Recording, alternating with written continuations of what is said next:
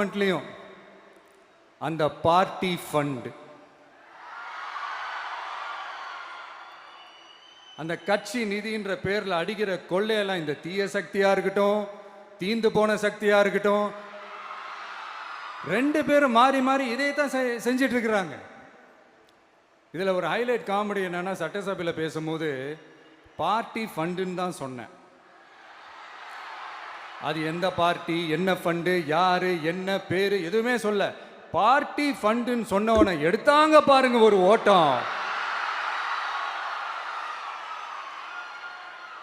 எனக்கே ஃபர்ஸ்ட் புரியல, ஏன்பா ஓடுறாங்க, அப்படி என்ன நம்ம இப்போ சொல்லிவிட்டோம். அதான் அந்த குற்றம் உள்ள நெஞ்சுக்கு தான் குறுகுறேங்கும். இது எப்படி இருக்கு தெரியுமா, எங்க அப்பா பீரோக்குள்ள இல்லை, எங்க அப்பா பீரோக்குள்ள இல்லை அப்படின்னு சொல்ற மாதிரி. ஐயோ ஏன் கேட்குறீங்க, இவங்களோட செம்ம கூத்தா இருக்குங்க, செம்ம ஃபன்னா இருக்கு.